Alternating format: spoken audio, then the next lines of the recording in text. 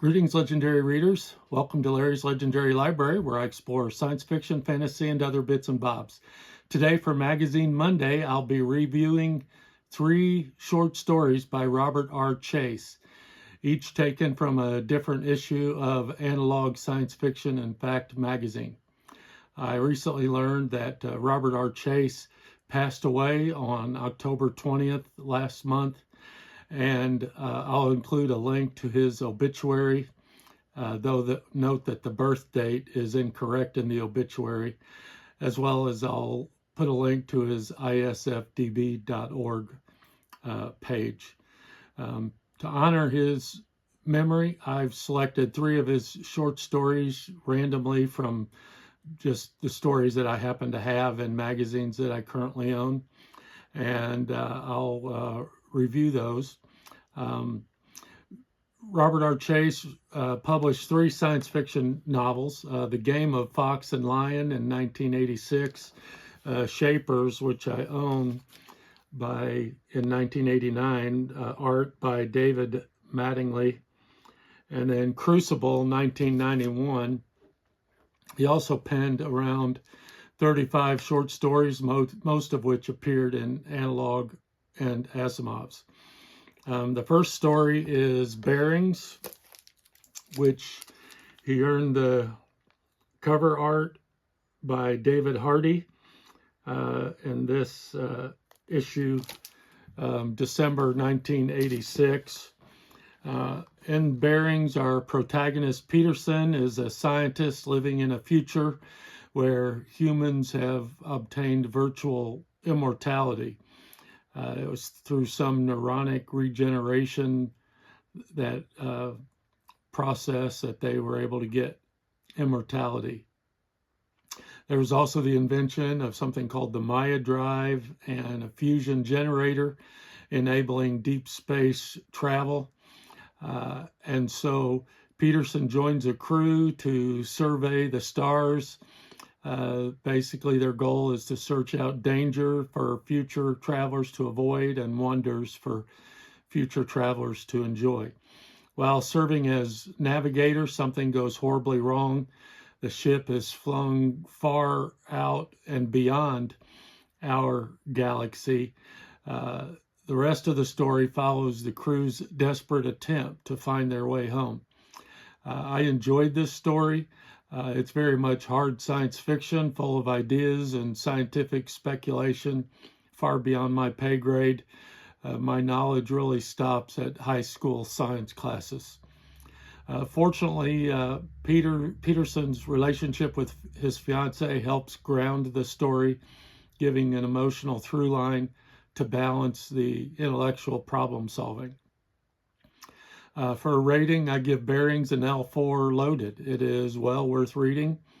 It definitely makes me interested in checking out his novels. Second is Changeling, Analog, July 1987, art by Del Hardy. And again, Robert R. Chase, his story is featured on the cover. This story is about Park Fitzhugh Watanabe. He lives on a colonized planet that humanity has terraformed. His nephew and godbrother Hamilton is suddenly kidnapped by 2 alien beings. They leave behind a disturbing facsimile of the boy. Park joins others as a rescue party as they journey across this strange world filled with hazardous flora and fauna and weather in an attempt to retrieve the real Hamilton. I enjoyed this story. It was especially the tense and perilous journey across the alien landscape. Chase's imagination shines through the many dangers the group encounters. For me, the climax and the aftermath didn't land quite as strongly as the journey itself, but still a compelling read. Parts of the story reached L4 loaded, but overall I'm giving Changeling an L3 legit. The world building and the journey were strange, unique, and occasionally disturbing, but the ending felt a little too subdued for my case. And then the third story, Date Night, Analog, June 1989, cover by Ed Soika. Art for the story by Janet Alessio. This is a charming first contact story. John Smith, being from The Nest, goes on a first date with Marjorie Landers, who is human. Imagine a blind date between two people who've never met, except here the two people are from entirely different species. Both approach the evening nervously, unsure what to expect, unsure how to present themselves, and I don't want to get into more detail in order to avoid spoilers. I really like this story.